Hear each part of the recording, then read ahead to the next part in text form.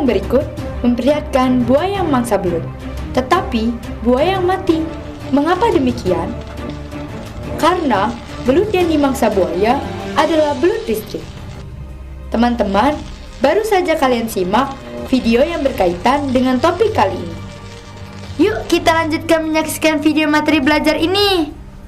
Kalian tentu ingin tahu, kenapa buaya bisa mati? Karena memangsa belut listrik. Hal ini dapat dijelaskan dengan materi yang sekarang akan kita bahas.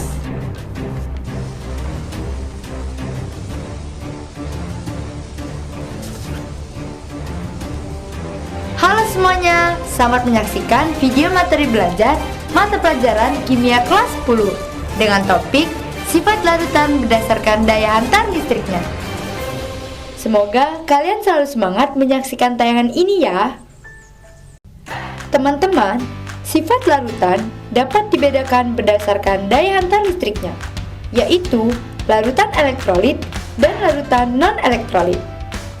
Kalian pasti sudah tahu bahwa larutan elektrolit adalah larutan yang dapat menghantarkan arus listrik.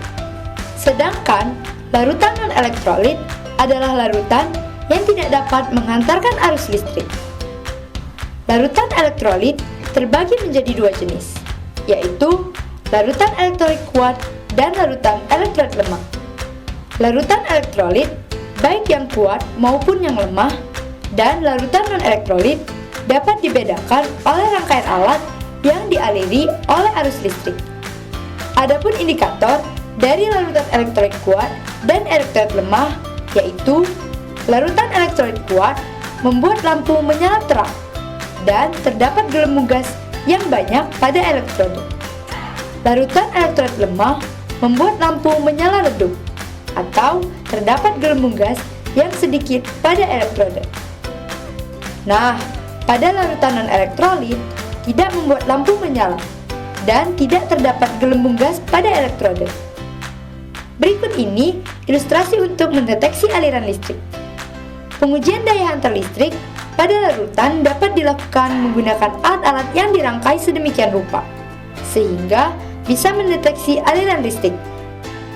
Alat yang dibutuhkan yaitu baterai, lampu kecil, jepit buaya, styrofoam, infraboard, cutter, spidol dan kertas label, pegaris, double tip, lem tembak, elektroda, dan dudukan lampu.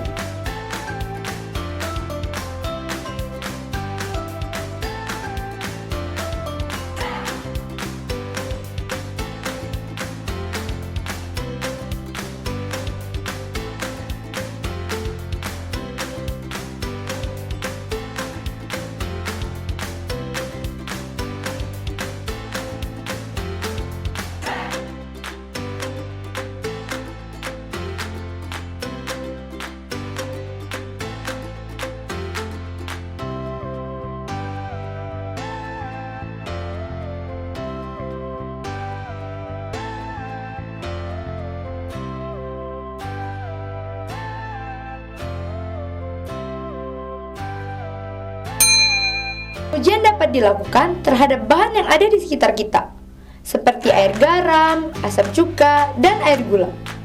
Bahannya mudah didapatkan, bukan?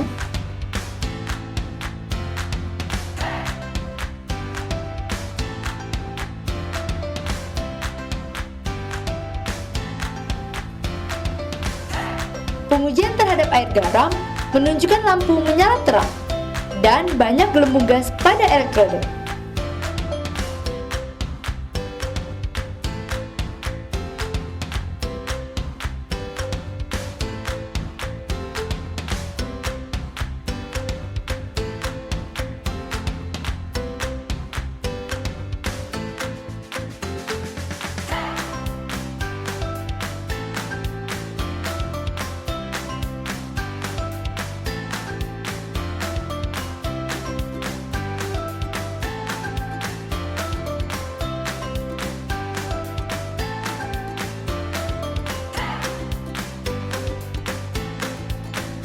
Pengujian terhadap asam cuka menunjukkan lampu tidak menyala dan ada gelembung gas pada elektroda.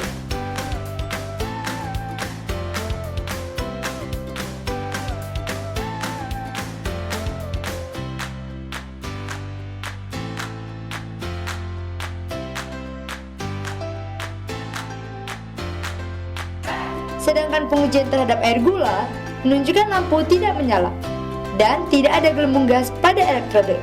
Cukup jelas teman-teman? Mengapa bisa demikian? Begini penjelasannya. Air garam dapat mengalirkan arus listrik karena NaCl dalam air terionisasi sempurna, menghasilkan ion Na+ dan ion Cl-. Reaksi ionisasi yang terjadi pada air garam, NaCl menjadi Na+ plus Cl-. Adanya ion Na+ dan ion Cl- yang bergerak bebas dalam air adalah penyebab mengapa air garam dapat menyalakan lampu dan menghasilkan gelembung gas pada elektrode. Asam cuka terionisasi sebagian dalam air, sehingga hanya sebagian ionnya yang dapat bergerak bebas. Reaksi ionisasi yang terjadi pada asam cuka, CH3COOH setimbang menjadi CH3COO- plus H+. Oleh karena itu, lampunya mati, tetapi masih terdapat gelembung gas pada elektrode.